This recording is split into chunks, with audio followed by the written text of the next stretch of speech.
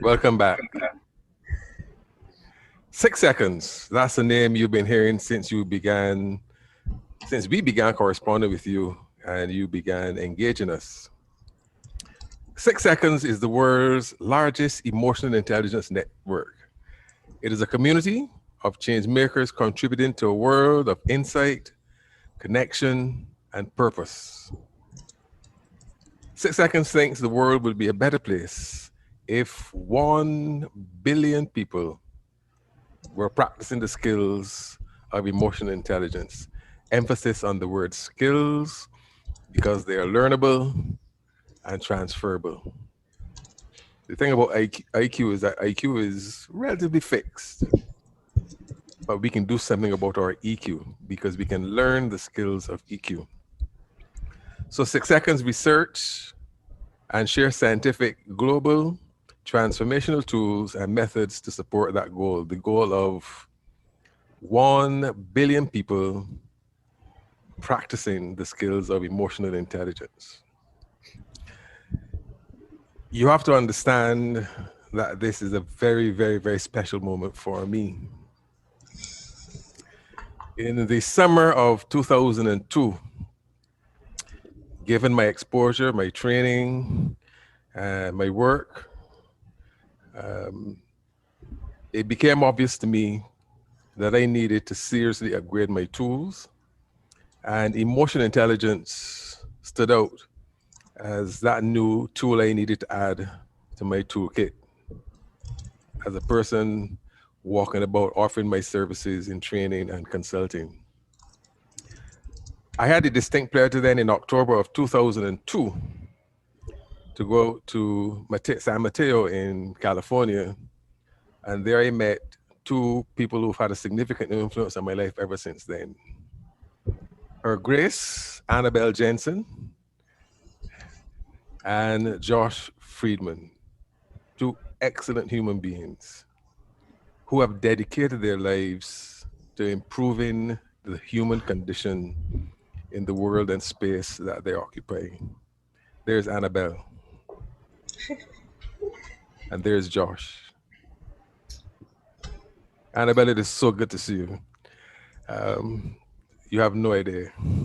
Really, really great to see you. Well, thank you so much. It's a true honor to be here. True honor. Thank you. And then I went back out in summer of 2019 because I felt that I needed to sharpen the saw. And I did some additional training with 6 seconds. And so when we posited the idea out to Josh, Josh said, yes, let's go for it. Josh and Annabel are the co-founders of this wonderful organization called 6 Seconds. Josh, we are all yours. My name is Josh Freedman, and I'm the CEO of an organization called 6 Seconds. Why is social emotional learning so important?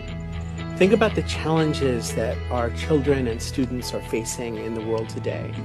The need to collaborate across boundaries, the need to handle complexity, the need to work with people and find common ground even when things are challenging.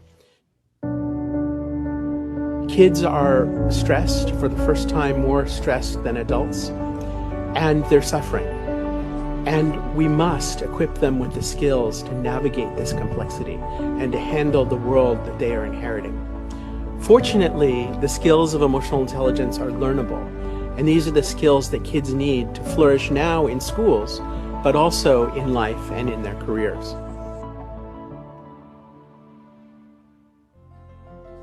Developing emotional intelligence starts by tuning into emotion. Emotions are actually neurohormones. They're chemicals that are part of our regulatory system, and they affect every living cell in the human body. Emotions give us data. They help us understand what's happening inside us and around us. They tell us where we stand. They tell us where opportunities are, and they tell us about threats. And they have primacy in the human brain. When we perceive danger, we don't pay attention deeply to anything else. Emotions serve to focus our attention and to motivate us. and just think about what you want as an educator, as a parent, as an educational leader. You want kids focusing on what matters and motivated to dig in and discover and explore and make connections and solve problems and create the future for themselves and the world. We're called 6 seconds because these little chemicals of emotion last in our brains and bodies for just about 6 seconds. Then they go into our bloodstream, they affect all of these cells, and they're broken down. So it means we have these little 6-second windows of opportunity to tune in, to pay attention, to look not just what's on the surface, but what's going on underneath. And if we want to really engage in emotions ourselves and work with our students' emotions, we can't just pay attention to the one loud feeling or what's obvious on somebody's face or what somebody says when we're passing them in the hall and say, "How are you doing?" We actually need to learn to look more deeply. We need a new pair of emotion glasses that let us see inside ourselves and one another, to the complexities of feelings and all of these mixed and challenging and contradictory, paradoxical messages that we need to learn to sort out and find our way through and get this information about what's really happening. And we only have these little 6-second windows to do that. We can teach emotional intelligence. We have tons of data that shows that when kids are in a social emotional learning program that grows their emotional intelligence, they do better academically, they do better socially, their well-being is enhanced. And the secret to teaching emotional intelligence is to practice it ourselves. And this is part of what's so difficult about this work. It's not like, I don't know, math, where we can kind of look in the book and find the answers. With emotional intelligence, we have to look inside ourselves and find the answers. There isn't a book that's going to tell us how we're feeling and what to do with that. We need to live this ourselves, and we need to practice emotional intelligence on a daily basis. And by practicing it, we're going to create the opportunity and the role modeling for students to do the same. And we're going to engage in more profound, more powerful, more meaningful conversations that translate into flourishing classrooms and thriving schools, stronger communities, and a better future.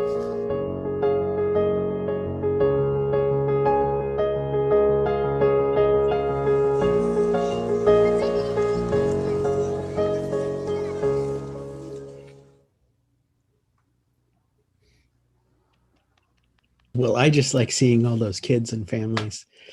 Annabel, I'm curious. I don't know if you've seen this video yet, so I'm curious what you think about it. But one of the things that I'd love to share with people is that I love many things about 6 seconds and the concepts and the tools and the people, but I love the concept and the competency about the noble goal. So noble goal sits right here on my shoulder all the time. So whether I'm having a conversation with a neighbor, or I'm talking to the gardener, or I'm shopping, or I'm working with children, or I'm giving a speech, or I'm writing a letter, my noble goal sits here on my shoulder to remind me of what I'm trying to accomplish before that 100th birthday, which is sneaking up on me all too quickly nowadays. So folks, please join me. Put your noble goal on your shoulder and move forward. Well, Annabel, tell them what your noble goal is.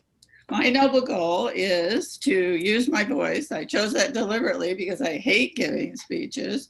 Use my voice to teach compassion and accountability so that ethical behavior will flood the world. Ethical behavior will flood the world. I can hardly wait for that. We have it's been challenging to get you on video, but we have a lovely video where you talk about your noble goal and how you use it. And when you and I are done here, I'll go find it and drop it in the chat for people. Okay.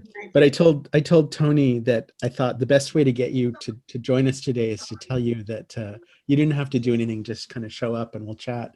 Because I know that when you have to plan a presentation, you don't sleep the night before. Well, I want you to know I slept last night.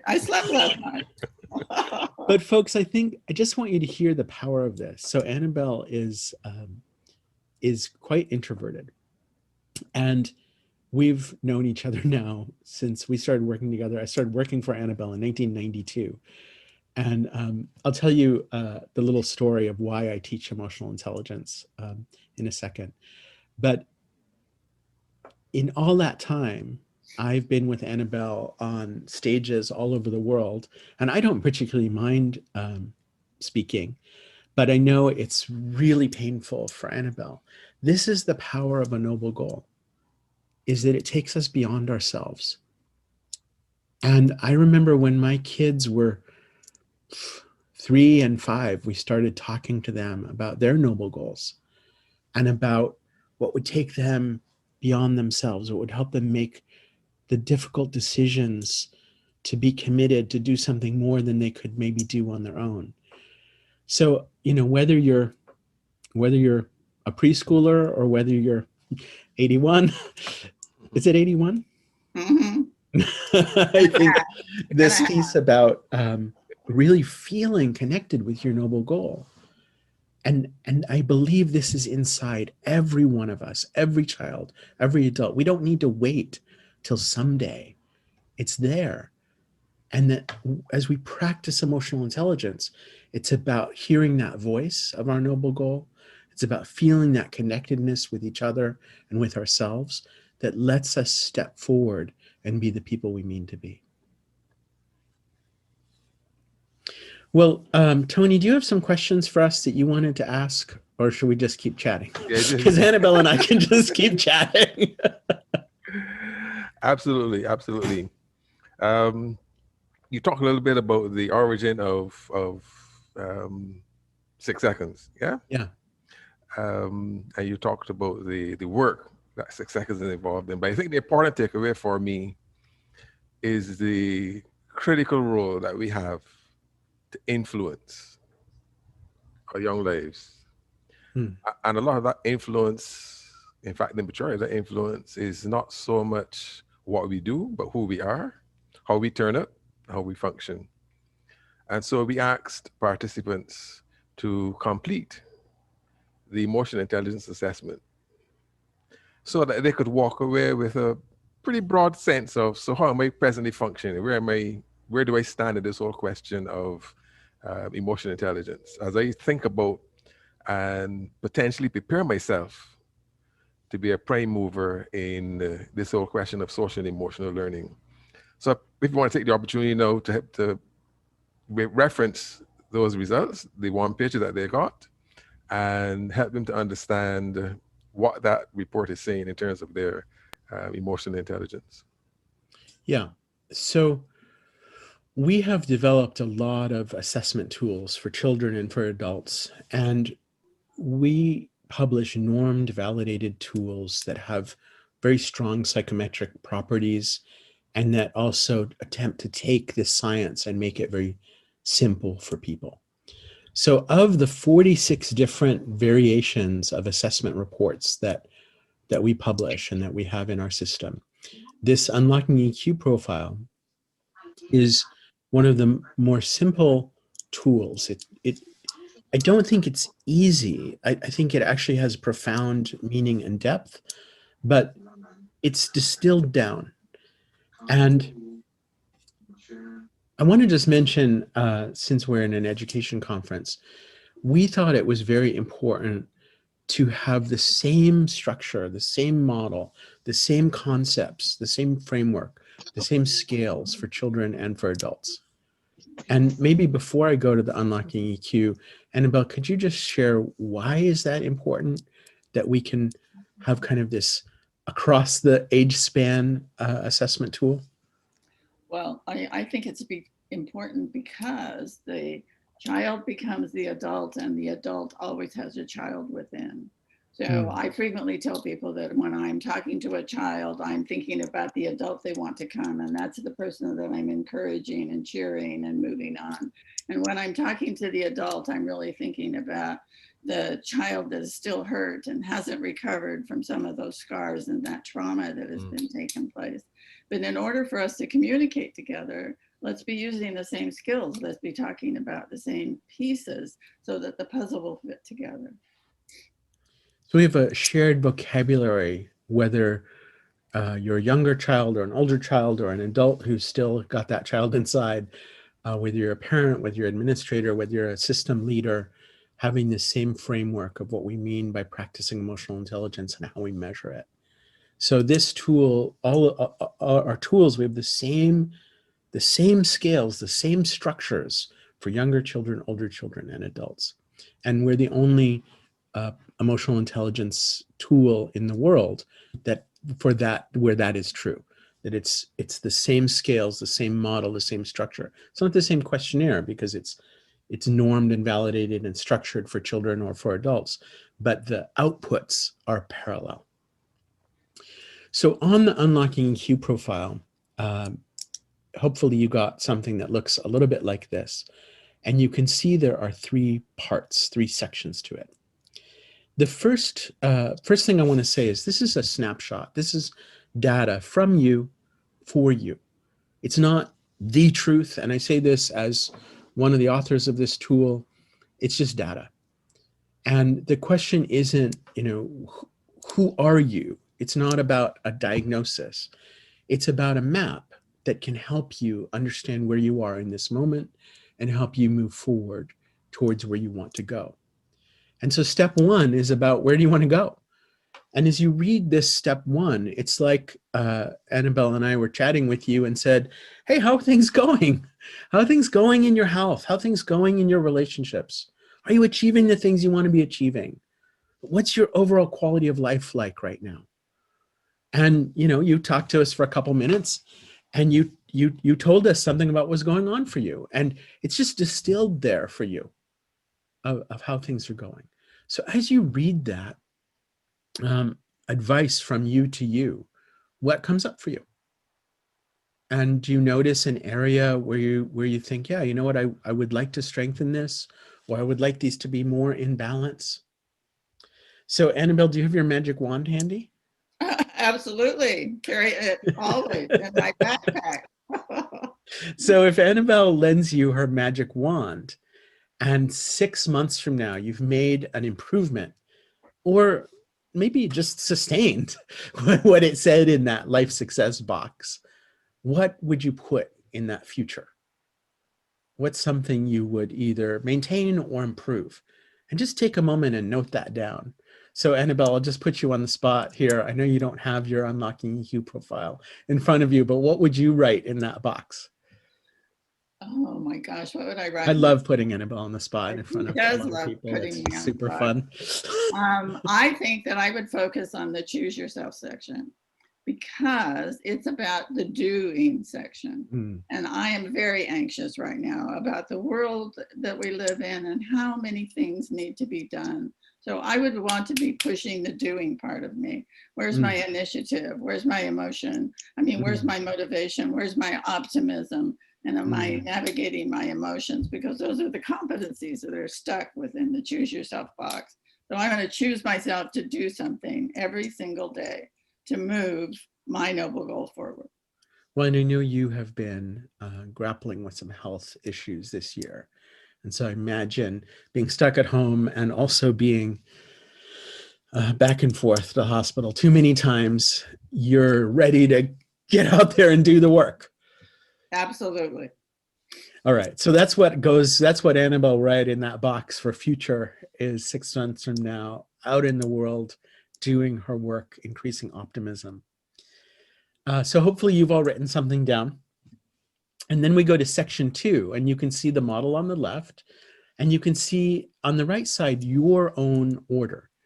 And on this sample, you can see choose yourself as first. It's because this sample person has higher scores in choose yourself. And then their next highest scores are in give yourself. And then their next highest scores are in know yourself. So you can see what it says on yours. Basically, if know yourself is the highest, you're probably have more strength, and therefore probably you find it easier to tune in and notice what's happening. You really have that self-awareness front and center. And if Annabel said to you, how did your day go? You probably could talk about your feelings and what happened and your reactions. If choose yourself is your highest, like in this sample, probably, as Annabel said, you're ready to take action. You have that ability to find possibilities and try new things and jump forward. and handle the emotional complexity and find your optimism and move. If give yourself is your highest, then probably you have a very strong capacity to connect beyond yourself, connect with others, connect with purpose and the future that you want. So which one is highest for you? And the really crucial question is, how balanced are these three for you? Now, in this report, it's always going to have them in an order, and it doesn't tell you exactly how balanced they are. So I want you to think about this for yourself for a moment. Are you using all three? Often what happens for people is they use the top one, and they sometimes use the second one, and they might struggle using the third one. So I think, Tony, we're going to go to some very brief breakout rooms. Is that right? Oh, yes, yes. So we'll go to a brief breakout room, and I'd like you to answer this question. How are these three balancing for you? Are you finding yourself using all three of them? Or are you finding yourself kind of maybe getting a little stuck in one or two? The model is a circle, like a wheel or a propeller. And one of our key ideas is that to practice emotional intelligence, we need to move through this, spinning and spinning and spinning. So we'll just have a short breakout session for you to chat with some colleagues about how are you doing on balancing these three areas and getting that wheel spinning. And before you go, may I just make a comment? You know, you can either choose your strength to go with and move with that, leverage your strengths, or you can choose a challenge. I had a very interesting conversation with someone last week. I was debriefing the SEI, and she said, I don't want to talk about my strengths. I know what I'm good about. Let's talk about what I need to get better at. And let's set some goals there, Annabel. I want to get better at empathy. And it was a goal she needed. So just one other point, Josh. There are a number of persons who have not completed the assessment, and so you didn't get a report. So only the persons who completed the assessment got their reports, but have the document that is currently on the screen, will have that available to you. So hopefully when we go into the breakout rooms, there will be enough persons who have gotten their report that they can contribute to that conversation. Yeah. Even if you don't have it, you can still think about how are you doing on these three areas. Mhm. Okay. Great. So let's take a short breakout and have a chat, and then we'll I come think back. just and as share a we're little getting more. warmed up in our breakout groups, the time just elapsed. Yes, I think so too. I think we were robbed. You know, and the thing about the dynamics of this, sometimes Yeah. you're placed in a working group that with different people from previously, you know. Right. So, you know, we have to get warmed up somewhat, and then there you have the countdown has begun. Time, yeah. 60, We could 59, use 10 50, minutes. you know. I mean, at it's least not another 6 5. seconds, you know, we are 6 seconds more, maybe. Yeah. We were still talking and the countdown. I was just like, wow. Just But you know what? Maybe they Just need for to the give us time. a 2-minute get to know and then start the countdown. Yeah. The But Zoom breakouts have no compassion.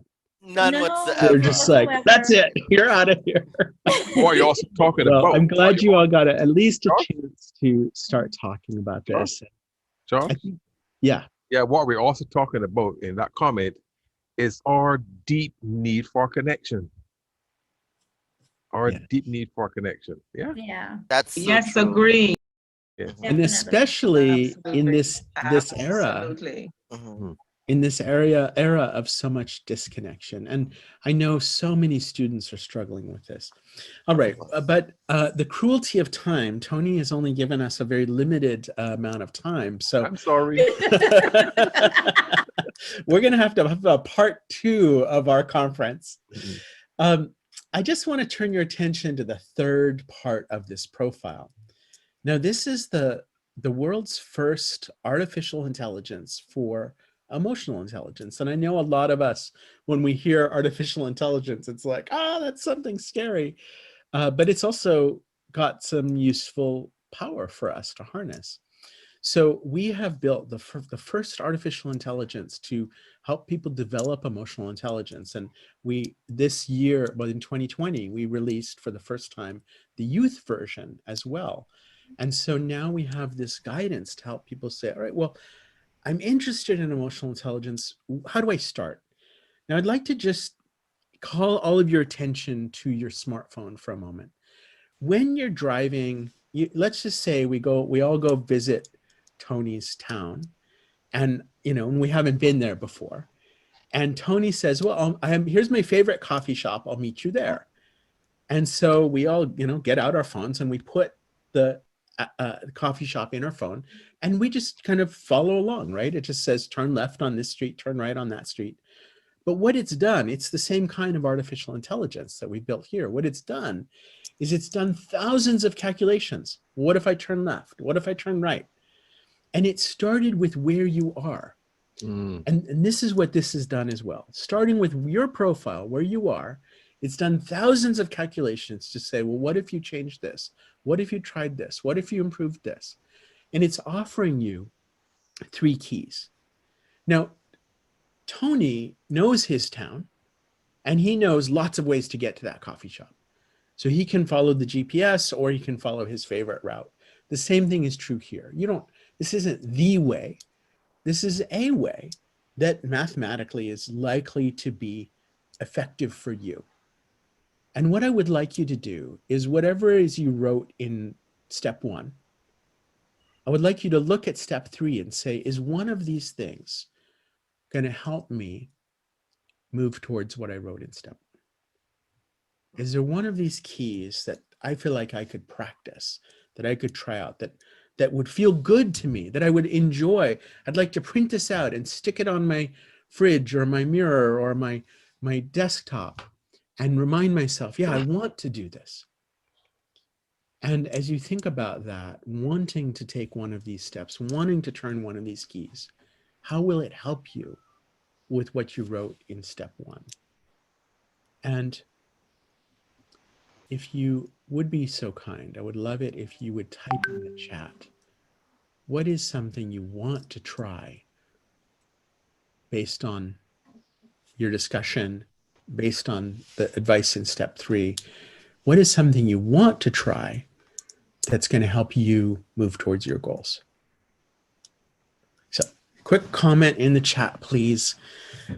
Because we know that when we make public declarations of, I'm going to work on this, I'm going to try this, it's much more likely that we actually do it. So if you would please share in the chat one step you want to take. So whilst you're doing that, if you haven't completed the assessment, the link is still active. The link was sent out yesterday evening, as well as your first correspondence you got from us. So you can complete the assessment and you'll get this 1-pager. That's one. Beyond the 1-pager, we can also run a much deeper report. So the 1-pager is a very high level report. There's a much deeper report that now drills down and looks now at the 8 skills within the 3 pursuits and gives you a lot more data to work with around which you can make decisions. And that's something we can engage on a one-on-one basis. To look at that report, what that means is that we have to arrange for a one-on-one conversation, a debrief, to spend some time talking about the report and getting from you that sense of what does this mean? How can I use this?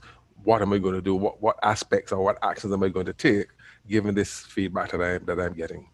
So yes, 1, complete the assessment if you've not already done that. You get the 1-pager that comes automatically from the system. Then beyond that, there is a deeper report available. We just need to connect one-on-one, and we can make ourselves available to have that one-on-one conversation with you. Annabel, I'm curious again, I know you probably don't have your Unlocking EQ profile handy, but I'm curious, what is if you did, what's the one that you would want to put into action? Muted, Annabel.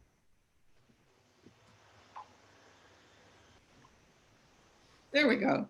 I think it is so important to know ourselves.